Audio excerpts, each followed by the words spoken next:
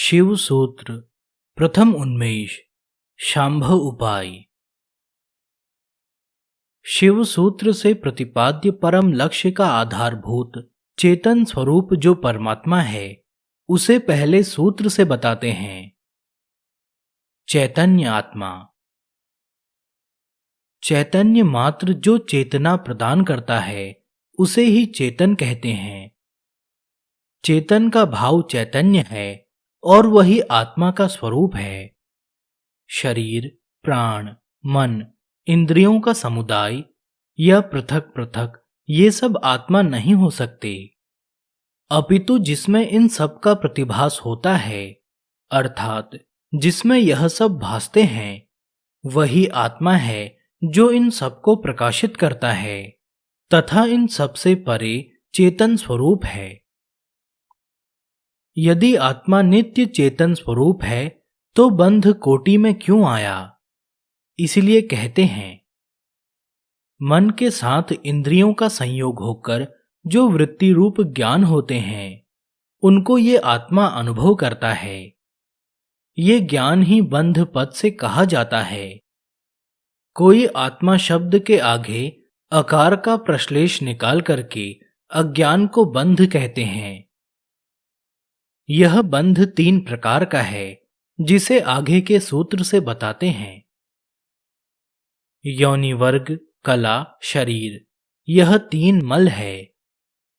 इस ज्ञान समूह से निवृत्त होने पर बंध भी निवृत्त हो जाता है। यह बंध तीन प्रकार का है। योनि अर्थात मायुव मल, आवरण आत्मक आणव मल जो निज स्वरूप को निरोध करता है। पंचभूत विस्तार भोग को देने वाले संस्कार ही कला कहे जाते हैं। यह तीसरा पुण्य पापात्मक मल है जिससे शरीर होते हैं। यही बंधन है जिन्हें ज्ञान कहते हैं। इनका समुदाय ही यहां वर्ग पद से कहा गया है। ज्ञान का आधार वर्णमाला है। इस लोक में ऐसा कुछ भी नहीं है जो शब्द से अनुगत न हो। शब्द से विद्ध यह सारा विश्व शब्द से ही प्रकाशित है। इसी के द्वारा अंतर अनुसंधान रहित जो बहिर्मुख ज्ञान है उसे ही बंध कहते हैं। बंध के निवृत्ति का उपाय कहते हैं। उद्यम अर्थात प्रयत्न ही भैरव है। उक्त बंध की निवृत्ति के लिए जो पूर्ण हंता भाव है अर्थात मैं ही सर्वरूप हूं ऐसा जिसका स्वरूप है, यही विकल्पों का नाशक तथा अंतः स्पंदन रूप होने से इसे भैरव कहते हैं। आगे इसके फल को कहते हैं। उक्त विशेषण विशिष्ट भैरव में एक महान शक्ति भैरवी है। विस्तृत रूप के अनुसंधान से स्वसंविद रूप अग्नि में विश्व का संहार अर्थात लय हो जाता है। अनुभूति की दृढ़ता पर कहते हैं। जागृत, स्वप्न और सुषुप्ति के भेद होने पर भी तुर्या भोग यानी परमानंद की अनुभूति होती है। भेद में भी अभेद ज्ञान नित्य या निरंतर ही रहता है या बरतता है। इंद्रिय और विषय के संयोग से होने वाले ज्ञान को जागृत कहते हैं। मन मात्र से उत्पन्न होने वाले असाधारण विषय विकल्प ही स्वप्न हैं, अर्थात अपनी आत्मा में अपने आप से ही उत्पन्न विकल्प स्वप्न है। जिसमें अपना ही बोध न हो ऐसा मायात्मक अविवेक अर्थात मोह ही सुषुप्ति है। विवेचना का अभाव ही अविवेक है। इन तीनों अवस्थाओं में से जो अभेदात्मक तुरीय आनंद का आस्वादन करता है वही विरेश है। भेद बंधन में डालने वाली जो बाह्य और अंतर प्रसरण करने वाली इंद्रियां हैं उनका वह वीर अधीश्वर होता है। श्री गौड़पाद में कहा है कि जागृत आदि तीनों धामों में जो भोग्य है तथा जो इनका भोक्ता है इनको जानने वाला इनको भोगता हुआ भी लिप्त नहीं होता। योग भूमि आश्चर्य रूप है। आनंद प्राप्त करके जैसे मनुष्य विस्मय अथवा एक विलक्षण अवस्था को प्राप्त होता है, इसी प्रकार की योगियों को निरंतर परमानंद की अनुभूति होती है। यह योग भूमि आत्मा से सम्यक योग प्राप्त करने पर प्राप्त होती है। परतत्व में एकाकार रूप आरोह से विश्रांति रूप यह अलौकिक विषय है। उपरोक्त पूर्णावस्था प्राप्त योगी की इच्छा शक्ति परा परमेश्वरी विश्व की सृष्टि, स्थिति तथा संहार करने वाली उमा कुमारी कही जाती है।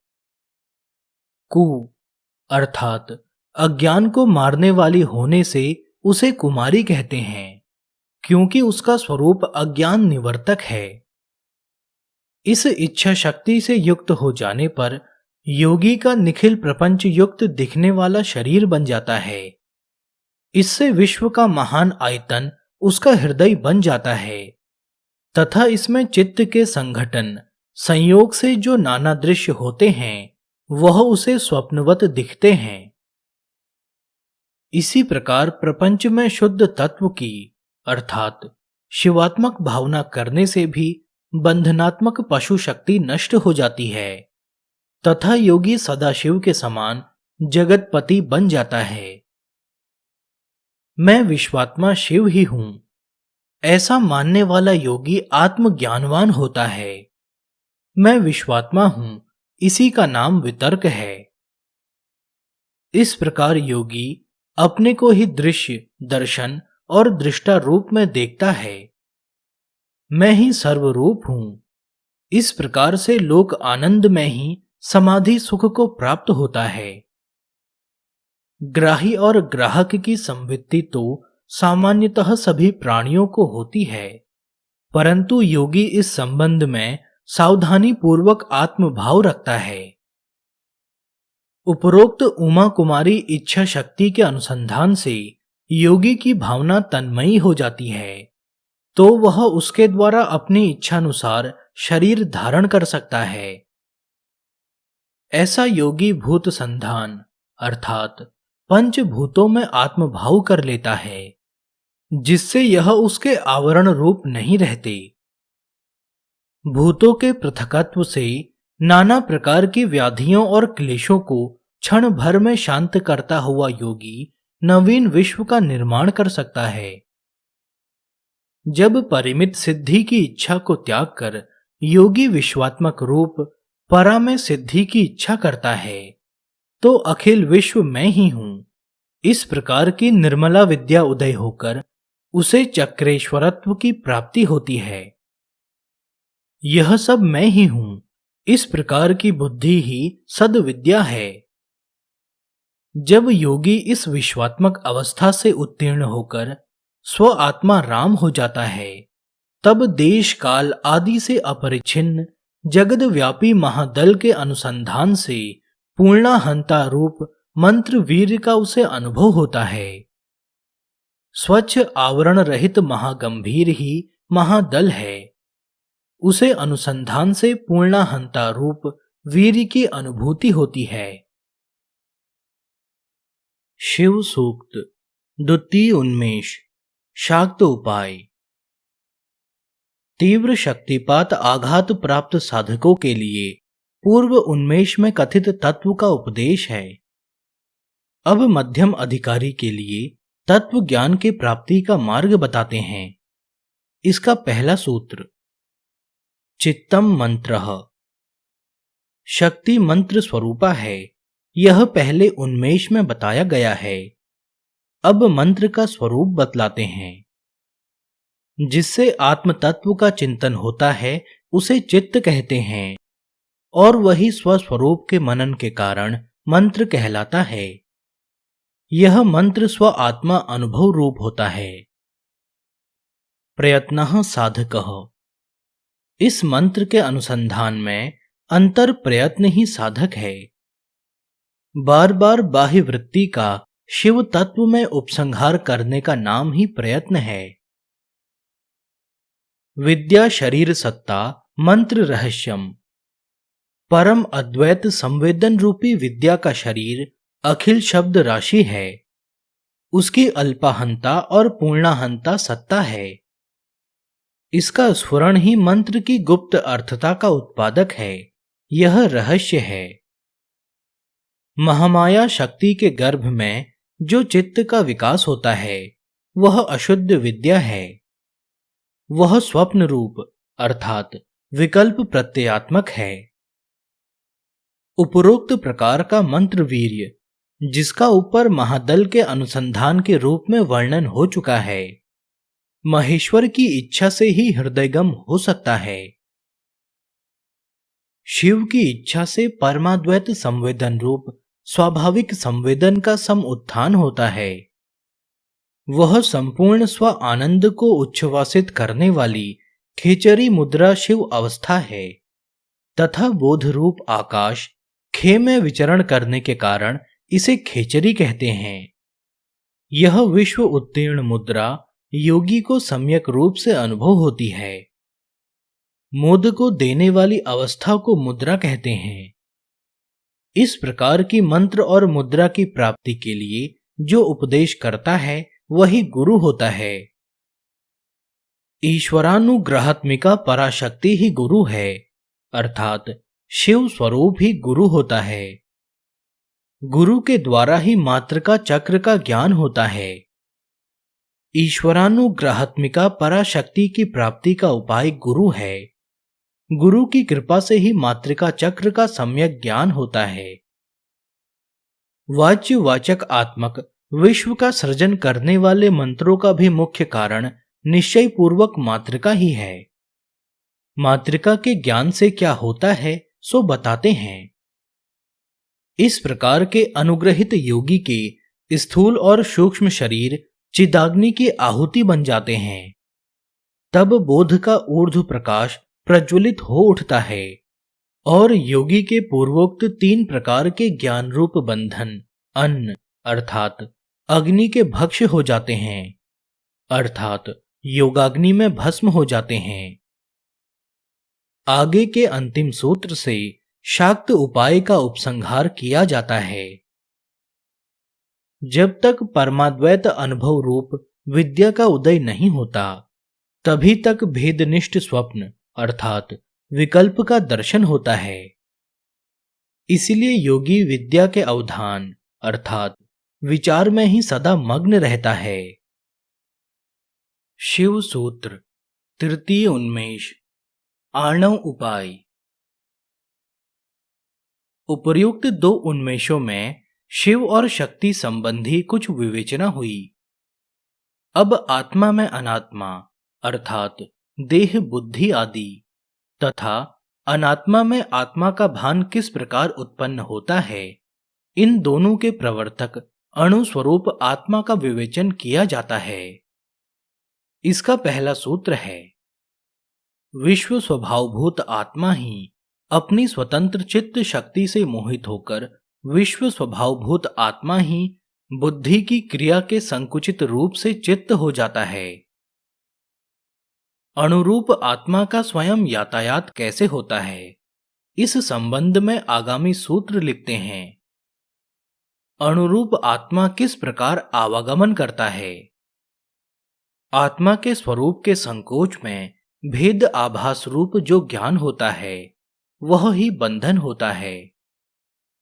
सतत्व रज एवं तम में स्थित तीनों गुणों का वेत्ता इस प्रकार भ्रमण करता हुआ देही एक स्थान से दूसरे स्थान को जाता है।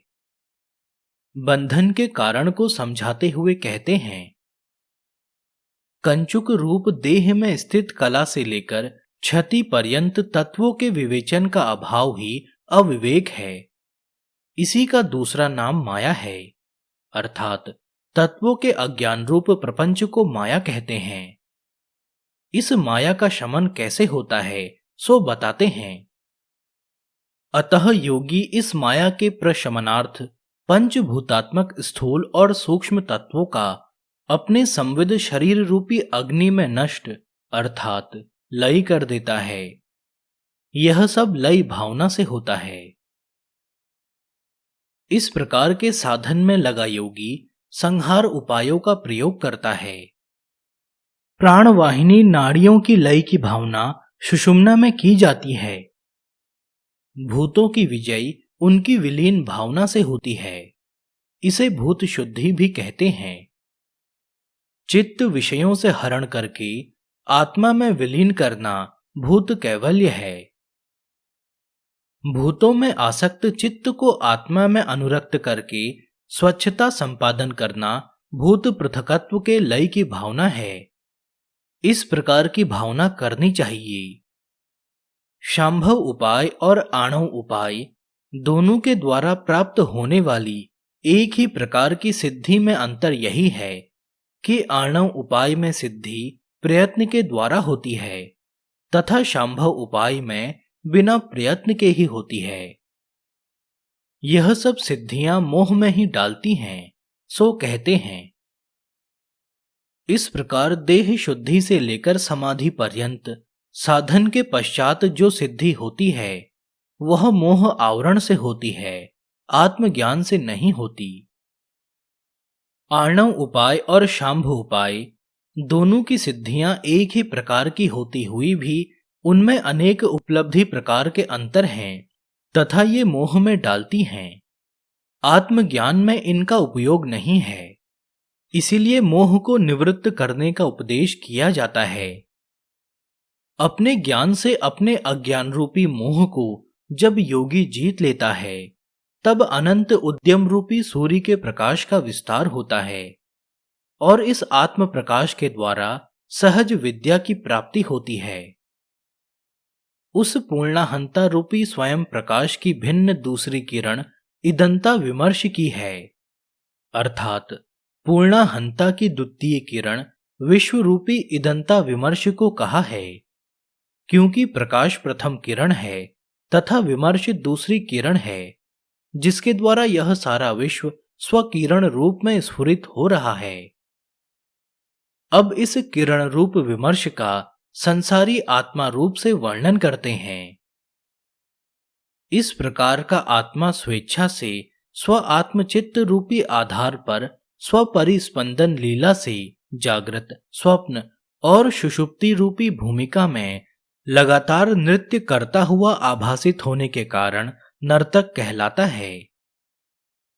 यह भ्रमणशील अवस्था स्वेच्छा से जगत गुरु ने ही धारण की है।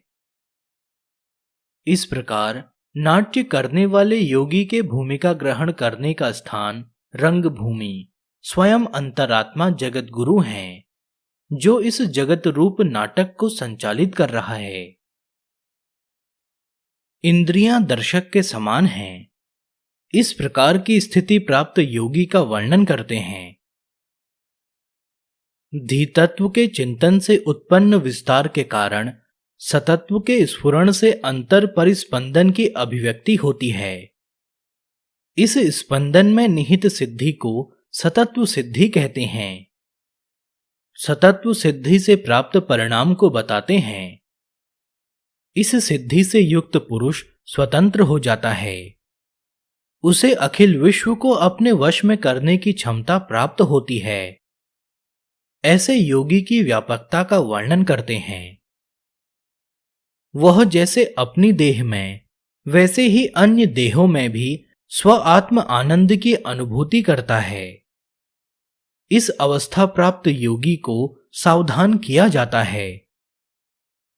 इस प्रकार के योगी को सावधान रहना चाहिए, अर्थात विश्व के कारण रूप बीज में चित्त को बारंबार लगाना चाहिए। सावधान करने से क्या होता है सो बताते हैं। पराशक्ति में सदा सावधान रहने वाला योगी आसन में स्थित ही परानंद रूपी संवित सिंधु में अर्थात हृदय में सुख से निमज्जित तन्मय होता रहता है। इस अवस्था को प्राप्त योगी की सामर्थ्य बताते हैं। इस प्रकार आर्णव उपाय से प्राप्त शाक्त आवेश के प्रकर्ष से योगी शांभव वैभव को प्राप्त हुआ स्वेच्छा से स्वमात्रा का निर्माण कर सकता है, अर्थात बुद्धि क्रिया से युक्त चित्त का निर्माण कर उसे देख सकता है। इस अवस्था की नित्य स्थिति का फल बताते हैं। जब यह सहजा विद्या सदा उदित रहती है, तब पुनर्जन्म आदि का संबंध नष्ट हो जाता है। जन्म का मूल अज्ञान से उत्पन्न होने वाली क्रिया अर्थात सुख दुख इत्यादि शारीरिक समुदाय का ध्वंस हो जाता है। इस अवस्था प्राप्त योगी को पतित करने वाली शक्तियों से सचेत किया जाता है। नारी शक्तियां बंधन हैं। इस सूत्र के द्वारा योगी को अपने साधन में लगातार लगे रहने को कहा गया है, जिससे वह अपने मार्ग से च्युत न हो सके। इसीलिए शुद्ध विद्या के प्राप्त होने पर भी योगी को प्रमाद नहीं करना चाहिए। उसे तो जागृत, स्वप्न और सुषुप्ति तीनों अवस्थाओं में तुरिया का सदा ही आसेचन करना चाहिए। आसेचन से तात्पर्य है कि जिस प्रकार दीपक को तेल डालकर उसकी लौ को कायम रखा जाता है, इसी प्रकार जागृत, स्वप्न और सुषुप्ति में तुरिया को अपनाते रहना चाहिए, जिससे चित्त का स्फुरण अभेद रूप से होता रहे। इसकी दृढ़ता के लिए पुनः कहते हैं, तुरीय आनंद में मग्न होकर शरीर आदि की प्रमात्रता का शमन करना चाहिए तथा चित्त को विकल्प रहित करके उसमें समाविष्ट होना चाहिए। स्वसंविद में प्रवेश का फल कहते हैं। इस प्रकार अनुष्ठान करते हुए योगी के प्राण में बाहर मंद मंद प्रसरण में एकात्मता से जब संवेदन अर्थात समस्त अवस्थाओं में अभेद की अनुभूति होती है, तब अद्वैत अनुभव संपन्न होता है। जो योगी तुरीयावस्था को प्राप्त करता हुआ तुरीयातीत का लाभ नहीं करता, तो ऐसी मध्य की स्थिति में कुलसित विचारों की सृष्टि होने से वह पतित हो जाता है। रूपादि पदार्थों में मात्राओं में स्वप्रत्यय का अनुसंधान अर्थात अहमेव वेदम सर्वम, इस प्रत्यय का पुनः पुनः अनुसंधान करने से पूर्वोक्त पतन से बचकर तुरीय आनंद का पुनः आविर्भाव होता है। अर्थात स्वप्रयत्न के चिंतन से नष्ट तुरीय आनंद को पुनः पुनः उठाना चाहिए। तुरीय अभ्यास के प्रकर्ष से प्राप्त तुरीयातीत योगी सच्चिदानंद घन शिव तुल्य हो जाता है। अर्थात इसी शरीर में यौगिक शरीर द्वारा देह कला के विगलन से शिवत्व की प्राप्ति होती है। निरंजन तत्व से उसका परम साम्य हो जाता है। शरीर की वृत्ति ही वृत्त है। अंतर आनंद से उल्लसित, भक्ति सुधा से परिपोषित यह शरीर तुम्हारी पूजा के उपयोग में ही लगा रहे, इसकी कदापि तुच्छ धारणा न हो। इस प्रकार की शरीर वृत्ति का व्रत करता रहे अथवा शिवोहम की सतत भावना करता रहे, इसका अनुष्ठान करना चाहिए। इसी का नाम व्रत है। इसके अतिरिक्त कुछ भी उपयुक्त नहीं है। स्वरूप प्राप्त योगी का वर्णन करते हैं। ऐसे योगी की जो बार बार परम भाव से भावित होता रहता है, बातचीत ही जप है। इस प्रकार का योगी अपने परिपूर्ण स्वरूप को अथवा शिवात्म ज्ञान को शिष्यों में दान रूप से वितरण करता है। उसकी माहेश्वरी शक्तियों और कौवर्ग आदि अधिष्ठात्री देवियों के प्रभाव से ज्ञान की उत्पत्ति होती है और ज्ञान शक्ति के अवश्यम भावी परिणाम से उसे शिव का बोध होने की सामर्थ्य उत्पन्न होती है। माहेश्वर आदि शक्तियों का प्रभाव ज्ञान की उत्पत्ति का कारण है तथा ज्ञान शक्ति बोध के निश्चय का कारण है। उसकी स्वशक्ति आत्म संवेदन का स्फुरण रूप विकास प्रसाद ही विश्व हो जाता है। प्रसाद अर्थात क्रिया शक्ति का स्फुरण रूप विकास ही विश्व रूप हो जाता है। उसमें चिन्मय अहमता की स्थिति तथा आत्म विश्रांति रूप लय भी होता है। ये विकास और संकोच स्वशक्ति के विकास से आत्म संविद में ही होते हैं। यहाँ यह शंका होती है कि सृष्टि स्थिति विनाश में इसके अन्य अन्य भेद से योगी के स्वस्वरूप में अन्यथा भाव आ सकता है। इसका उत्तर यह है कि सृष्ट आदि भावों में प्रवृत्त होते हुए भी वह योगी स्वरूप में स्थित होने से एवं ज्ञान स्वरूप होने से कदापि च्युत नहीं होता। उसे लोकवत सुख दुख का अंतर संवेदन नहीं होता। वह तो नील पीत आदि के समान इसका बहिर्मनन करता है। अज्ञान धन वाला शुभ अशुभ से कलंकित होता है तथा जिसकी मात्रता या संकोच समाप्त हो गया है, ऐसा योगी सुख दुख से संबद्ध नहीं होता। सुख दुख से मुक्त संस्कारों से अस्पृष्ट योगी चिन्मय केवली कहलाता है। मोह अर्थात स्वख्याति के प्रति संहत वही तादात्म्य प्राप्त योगी कर्मात्मा बनता है। अज्ञान से मूढ़ होकर वह संसारी बन जाता है तथा शुभ और अशुभ से कलंकित हो जाता है। देह प्राण आदि में अहमता रूपी भेद के तिरस्कार से शुद्ध चैतन्य के आविर्भाव होने पर सर्गांतर में कर्मत्व की प्राप्ति होती है, अर्थात देह को अभिलाषित वस्तु के निर्माण की सामर्थ्य प्राप्त होती है। जैसे स्वप्न संकल्प आदि में स्वतः ही करण के सामर्थ्य के दर्शन से करण शक्ति का अनुभव होता है, उसी प्रकार स्व अनुभव में लगातार संलग्न रहने से योगियों को करण शक्ति का अनुभव होता है। वह अपनी दृढ़ भावना से स्वप्न संकल्प के समान सृष्टि निर्माण करता है तथा इस स्वतंत्र करण शक्ति से योगी जागृत स्वप्न सुषुप्ति इन तीनों पदों को धारण कर अनुप्राणित करता है।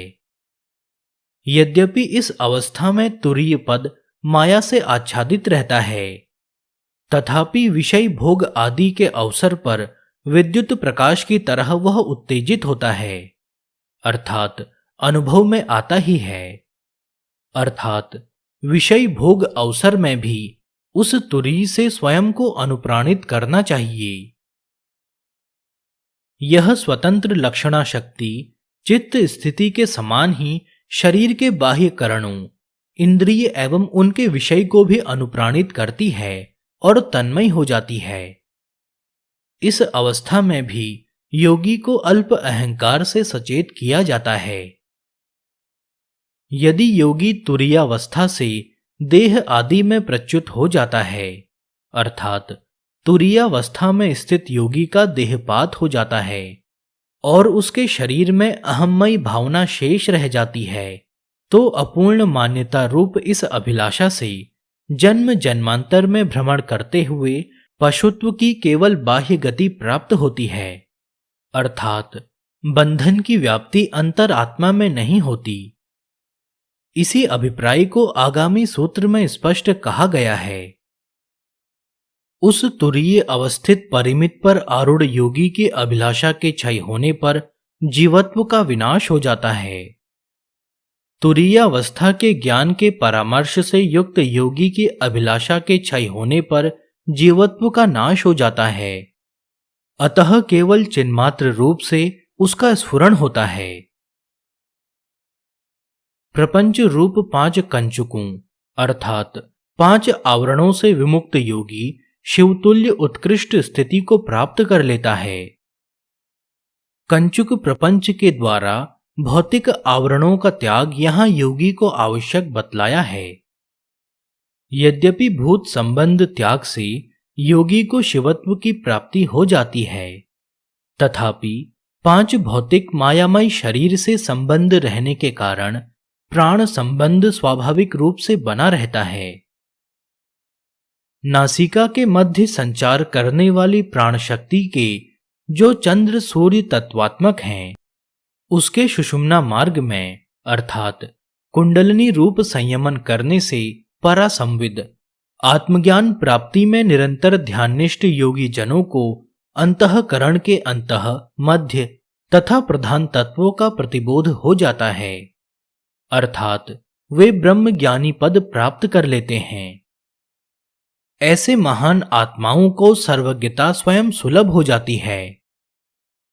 पूर्वोक्त ब्रह्म साक्षात्कार प्राप्त योगी जन जीवन मुक्त अवस्था को प्राप्त कर प्रतिदिन परम आनंद का आनंद उपभोग करते हुए नित्य चैतन्य स्वरूप हो जाते हैं। शिव का स्वरूप, जिसके उन्मेष और निमेष से इस विश्व का उदय और अस्त होता है, उस शक्ति चक्र के प्रभाव अर्थात होने को जो प्रकाशित करता है, उस शंकर की हम स्तुति करते हैं। शक्ति का स्वरूप, जितना भी यह सब स्थित है अर्थात सत्ता रूप में भासित है तथा जिससे यह समस्त कार्य निकला है, वह अनावृत रूप ही है, उसका कभी निरोध नहीं होता। अणुरूप जीव का स्वरूप, जागृत आदि अवस्थाओं में भेद रहते हुए भी तथा उनसे अभिन्न रहकर ही प्रवाहित हो रहा है, परंतु उसको अन्यथा भाव की प्राप्ति न होकर अर्थात उसका स्वरूप अनावृत ही है, जो स्वभाव रूप में उपलब्ध है। संविद कला का स्वरूप, मैं सुखी अथवा दुखी हूं, यह अनुभव जिस संवेदन द्वारा प्रमाता को होता है, यही संवेदनात्मक संविद कला है, जो सुखादि अवस्थाओं में अनुस्यूत होकर प्रमाता रूप में भासित हो रही है। अर्थात यह जो अभिन्न होकर भी भिन्न के समान भासने वाला तत्व है, यही संविद कला का रूप है। अर्थात जागृत आदि का भेद रूप से अनुभव होने पर भी जो सामान्य रूप में उपलब्ध ज्ञान है, उसका स्वरूप आवर्त नहीं होता, न अन्यथा भाव की उसे प्राप्ति होती है। उसके इस संविद रूप में सुख दुख ग्राह्य और ग्राहक अथवा भोग्य और भोक्ता के मूढ़ आदि भाव स्पष्ट दिखते हुए भी परमार्थतः वह नित्य स्वभाव है, उसमें यह सब नहीं है। सुख आदि भाव संकल्प से उत्पन्न होने वाले क्षण भंगुर हैं, उस संविद रूप या आत्म स्वभाव से बाहर हैं।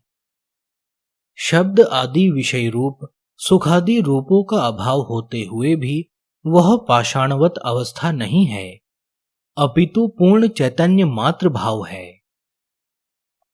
इस स्पंदन तत्व के बाहर ही यह इंद्रिय वर्ग, जो प्रयत्न करने का सीमित भाव है, करण वर्ग है, जड़ रूप है, उसका उदय होता है। इसी अंतःकरण के साथ चेतन के समान मूढ़ भावों की उत्पत्ति होती है और इसी के कारण ही यह प्रवृत्ति स्थिति संहार का चक्र चल रहा है। अर्थात यही जो बंधन का हेतु है, वही मोक्ष का भी हेतु है। इसलिए इसी के अंतः उद्योग उत्साह के द्वारा श्रद्धापूर्वक योग बल का आश्रय स्वीकारने से उस स्वतंत्र तत्व की प्राप्ति भी हो जाती है, जिसके बिना यह सब मिथ्या है। तब वह इच्छा शक्ति से आच्छादित हुआ प्रेरक रूप से बरतता है और अपने आत्मबल के योग से वह साधक तो उसी के समान हुआ रहता है। जब तक माया में आवृत है और आत्मबल का स्पर्श नहीं होता, तभी तक सुख दुख में चक्र पड़ा रहता है, परंतु जो ही अल्प अहंता रूप क्षोभ का लय होता है, परम पद की प्राप्ति हो जाती है। अहमिति प्रत्यय रूप क्षोभ के लीन होने पर जो आत्म स्वरूप के सहज धर्म ज्ञातत्व कृतत्व आदि हैं, वह स्वभाव रूप से स्थिर हो जाते हैं। अर्थात ज्ञातत्व कृतत्व भाव जो अल्प अहंता में है, वह पूर्णता को प्राप्त होकर पूर्णाहम रूप से मैं जानता हूं, मैं करता हूं, यह स्वरूप से मूल प्रकृति में स्थित हो जाते हैं। जब वह सब में अनुस्यूत सर्व सामर्थ्य युक्त आत्म स्वभाव में प्रतिष्ठित हो जाता है, तो उसके उसमें स्थित होने के कारण सर्वव्यापक स्वभाव से स्थित हुआ आश्चर्यवत अपने को देखता है तथा तब अविद्या के विलय हो जाने के कारण उसका संसरण नहीं होता। उसकी अभाव रूप से भावना नहीं करनी चाहिए, क्योंकि वह मूढ़ता के भाव जैसा नहीं है। वह तो नित्य ही उदित चिद रूप से अनुभव किया जाता है। व्युत्थान दशा में उसका स्मरण चिद रूप से ही होता है। सुषुप्ति के समान मूढ़ भाव में उसका स्मरण नहीं होता है, इसलिए उसकी नित्य अनुभव रूप या चिद रूप से ही भावना करनी चाहिए, अचिद या अभाव रूप से नहीं करनी चाहिए। कार्य कृतत्व संज्ञक यह द्वैत रूप अवस्था भोग्य भोक्ता रूप है। इसमें जब भोग्य रूप कार्य का लय हो जाता है तो भोक्ता रूप कृतत्व का भी लय हो जाता है, अर्थात पूर्णाहंता भाव से अहमिति प्रत्यय और इदम का उदय और अस्त एक साथ ही होता है। कार्य संपादन का जो बाह्य इंद्रिय व्यापार है केवल उसका ही लोप होता है, अर्थात बाह्य इंद्रिय व्यापार पूर्ण स्वभाव में सामर्थ्य रूप से लुप्त होने से उसको साधक जड़ प्रकृति में हुआ ही अनुभव करता है, परंतु भाव का नाश नहीं होता, अर्थात साधक अपने को चिद रूप से ही अनुभव करता है। अंतर्मुख चक्र आरूढ़ स्वभाव के जो सर्वज्ञता आदि भाव हैं, जिनके आश्रित गुण हैं, उनका नाश नहीं होता, अपितु द्वितीय के अन्य रूप से उपलब्ध न होने पर अपने स्वरूप की व्योमवत चिद्रूप से सर्वत्र ही अनुभूति रहती है। उनको सर्वगत चिद रूप की उपलब्धि जागृत आदि तीनों पदों में बोध रूप से नित्य ही रहती है, उसका कभी व्यभिचार नहीं होता है। उस प्रबुद्ध दशा का नित्य जागरण ही स्वरूप है, अर्थात सुप्त और तूर्य के समान स्वप्न और जागृत दशा में त्याग भाव के द्वारा वह समान रूप से रहती है तथा ज्ञान और ज्ञेय भाव से ही भेद का संवेदन होता है। जागृत और स्वप्न के दोनों पदों में यह दोनों भाव ज्ञान और ज्ञेय रूप से ही अनुभव होते हैं, परंतु सुषुप्ति और तूर्य के दो पदों में केवल चिद रूपता का अनुभव होता है। वहां दो रूपों का भेद रूप से अनुभव नहीं होता, यानी अन्य अन्य भाव से इन दशाओं में ज्ञान की उपलब्धि नहीं होती है, अथवा इन जागृत और स्वप्न रूप भेद मूलक दोनों पदों में वह अपने को नित्य व्यापक चिन्मय तुर्य भाव से ही अनुभव करता है और समस्त द्वैत उसी अद्वैत में ही भासमान है, अन्यत्र नहीं है। विज्ञान का स्वरूप सामान्य स्पंदन में ही गुण आदि स्पंदन रूप जगत की उत्पत्ति और स्थिति है। उसी के ज्ञान से आत्मलाभ होता है, क्योंकि वह उस आत्म तत्व से ही एकाकार है, अर्थात दोनों जगत और आत्मा का भान इसी सामान्य स्पंदन के आश्रय से होता है। क्योंकि यह सामान्य स्पंदन ही दोनों को अविरोधी भाव से धारण किए हुए है, इसलिए इस सामान्य स्पंदन को ही समझ लेना चाहिए। विज्ञान के न जानने से हानि। मूढ़ लोग उस सामान्य स्पंदन की चिदरूप से भावना नहीं करते हैं, इसी कारण गुणों से प्रभावित घोर संसार में पतित होते हैं, अर्थात चिदरूप से उसका विचार छोड़ देने से मूढ़ लोग गुण रूप संसार में विषम रूप में संसरण करते हैं। इसलिए नित्य ही आत्मा का चिद रूप से चिंतन करते रहना चाहिए। साधन की सरलता बताना। अतः सतत सर्वदा ही स्पंदन तत्व के स्वस्वरूप की अभिव्यक्ति के लिए उद्योग करते रहना चाहिए, जिससे वह जागृत अवस्था में ही अपने आत्मा के तुर्य भोक्ता स्वभाव से उसकी इस प्रकार शीघ्र ही प्राप्ति हो जाती है। दूसरा प्रकार, द्वेष के उत्कर्ष में अथवा अत्यंत हर्ष होने पर अथवा क्या करें क्या न करें, इस विचार की अवस्था में यदि उस समय गुरु उपदेश अनुसार सामान्य स्पंद की अवस्था में उतरा जाए तो भी एकाग्रता के कारण उसमें आत्मलाभ प्राप्त होकर वह उसमें प्रतिष्ठित हो जाता है। प्रबुद्ध दशा का वर्णन। सामान्य स्पंद तत्व में अधिष्ठित होकर यदि कोई दृढ़ संकल्प से ऐसा निश्चय करता है कि वह इस स्पंद तत्व में ही अपने को प्रतिष्ठित करेगा, तो वह उसके ही आश्रय से शरीर में सोम सूर्य प्रतीक रूप इड़ा पिंगला नाड़ियों को मध्य नाड़ी सुषुम्ना में अस्त करके शरीर मार्ग यानी जगत में आवागमन का साधन जो शरीर है उसके प्रवाह को छोड़ ऊर्ध्व मार्ग से ब्रह्म भाव में प्रवेश कर जाता है।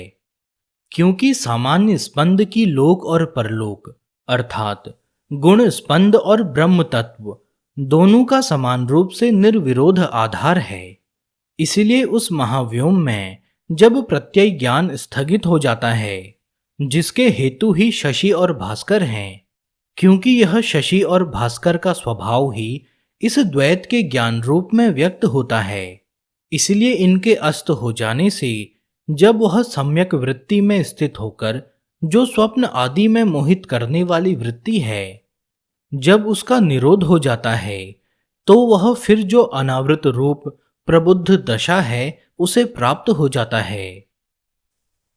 विद्या या शक्ति का मार्ग।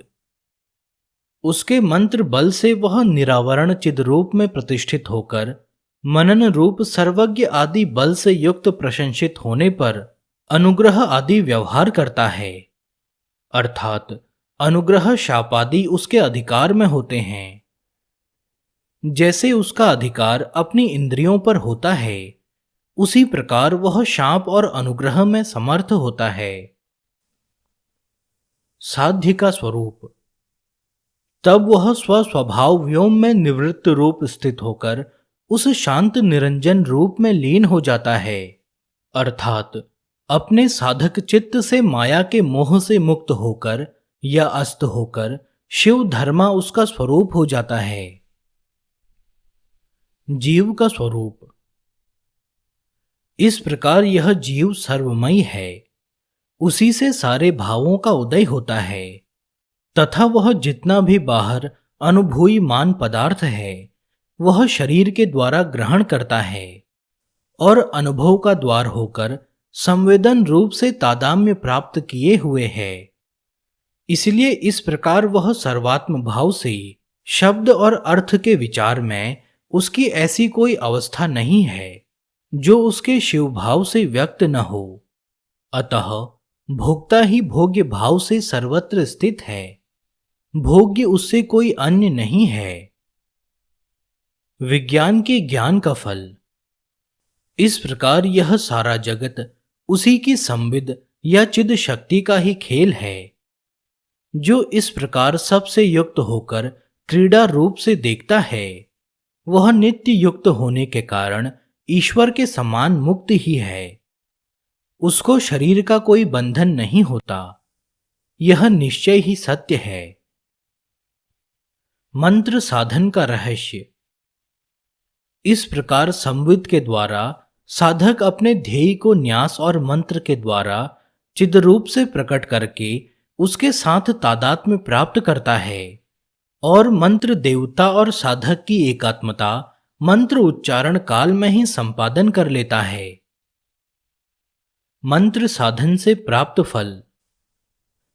यह साधक की अमृतत्व प्राप्ति, मिथ्या ज्ञान शून्य निवारण स्वस्वरूप संविद ही है, जो मंत्र उच्चारण मात्र के अभ्यास से आत्म तत्व की प्राप्ति करा देती है।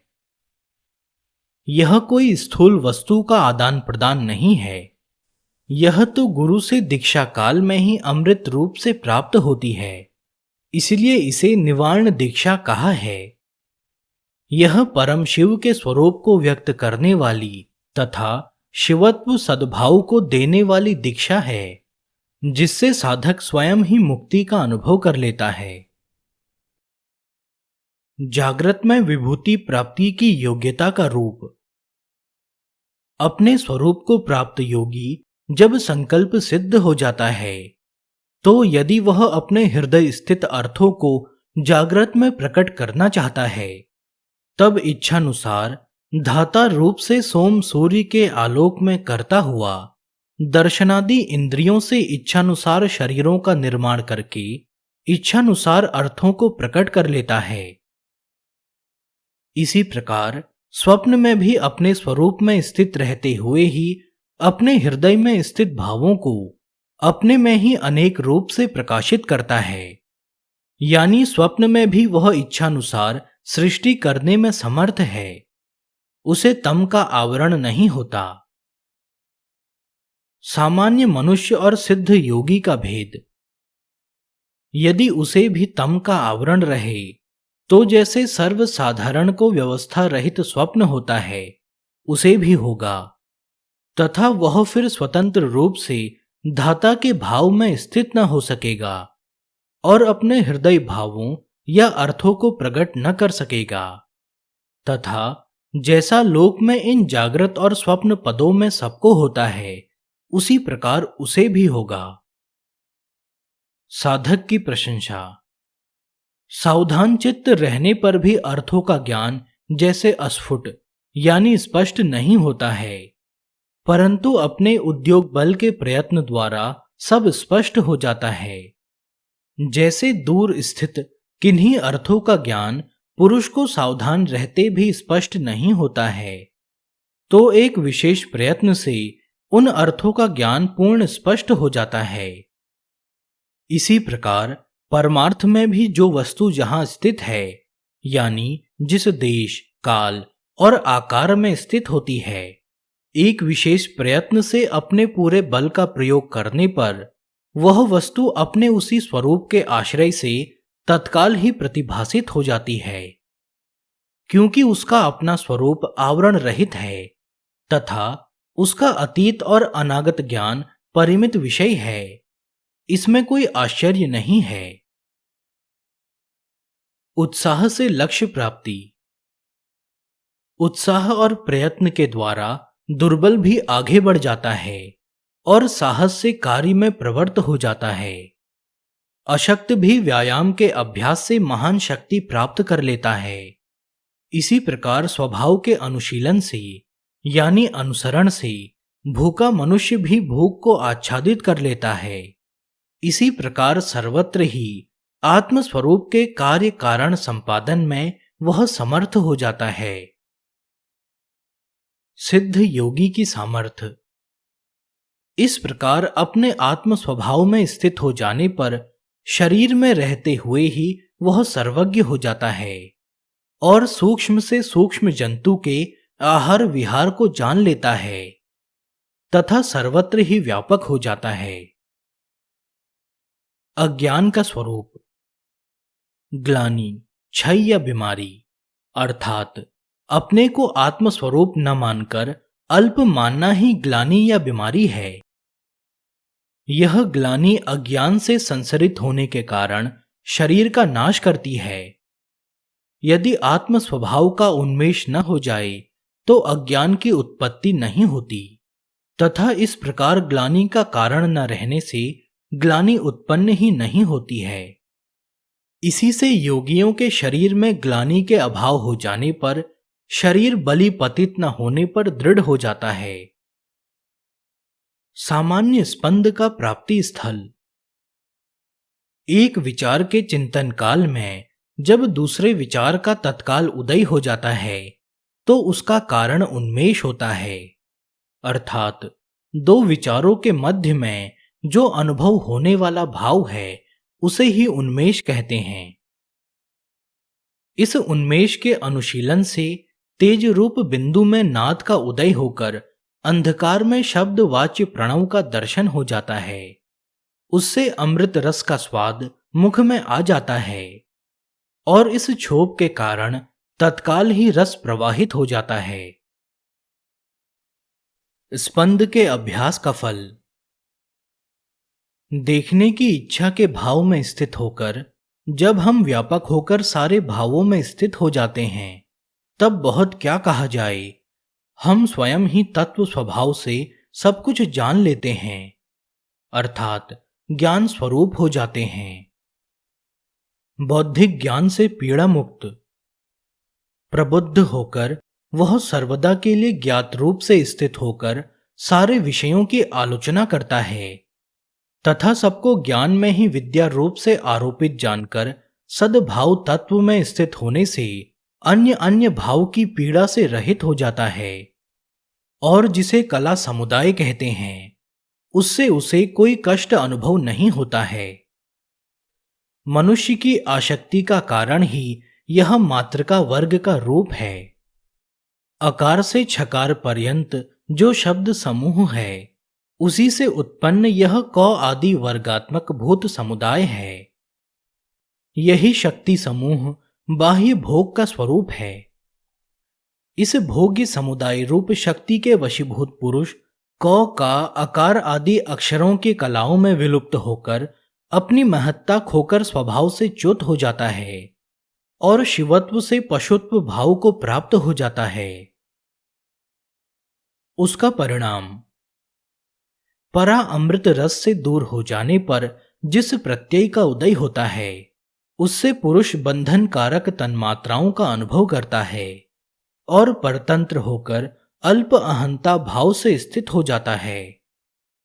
इस प्रत्यय से रूप आदि अभिलाषा वाली तन्मात्राओं का अनुभव होता है, जिससे पुरुष अपने स्वरूप का अनुभव नहीं कर पाता है। उसके स्वरूप के आवृत हो जाने पर उसके बाह्य रूप में सतत ही शक्ति का उदय होने लगता है। इसी से उस शब्द रहित ज्ञान का उदय नहीं होता है तथा शब्द के भेद किए बिना उस ज्ञान का उदय नहीं होता है।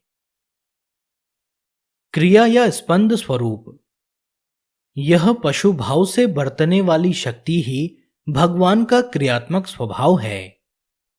यह स्वभाव से ही बंधन का कारण है अथवा अज्ञात रहने पर बंधन का कारण है तथा ज्ञात होने पर परात्पर सिद्धिप्रद है। शिव की शक्ति ही परा और अपरा भावों में विद्यमान है, जिनमें जीव शक्ति प्रवर्तित नहीं होती है तथा इन परा और अपरा भावों में जो शिव शक्ति रूप से व्यापक है, उसका कोई अधिष्ठान नहीं है, अर्थात जीव शक्ति से उसका स्वरूप स्वतंत्र है। इसलिए वह अज्ञात रहने के कारण बंध का हेतु है, ज्ञात होने पर परात्पर सिद्धिप्रद है। बंधन का कारण शब्दादि तन्मात्राओं का अनुभव रूप से उदय होने पर मन, अहंकार, बुद्धि का उदय होकर वह पराविमर्श से उत्पन्न पुर्यष्टक अर्थात पंच प्राण, मन, बुद्धि, अहंकार से बद्ध हो जाता है, जिससे सुख दुख संवेदन का उदय होता है। इसी से परवश हुआ यह सुख दुख संवेदन रूप भोगों को भोगता है और उसका पुर्यष्टक संसार में शरीर रूप से संसरण करता है और इस संसरण में वह संस्कृति प्रलय के जन्म मरण प्रवाह रूप में संसार के विनाश के कारण को देखता है और कहता है। बंधन मुक्त शिव रूपता का भाव। परंतु स्थूल और सूक्ष्म में लीन हुआ चित्त जब एकत्व भाव में आरूढ़ हो जाता है, तो उसके उस उदय और लय भाव के नष्ट हो जाने पर वह पुरुष भोक्ता भाव को प्राप्त हो जाता है और तब वह चक्रेश्वर होकर सबका अधिपति हो जाता है। गुरु वंदना। जो अगाध संशय रूप सागर है, उससे तारने वाली नौका रूप जो गुरु भारती हैं, उसकी हम वंदना करते हैं। हम विचित्र अर्थ पदों से चित्रित स्वरूप हैं।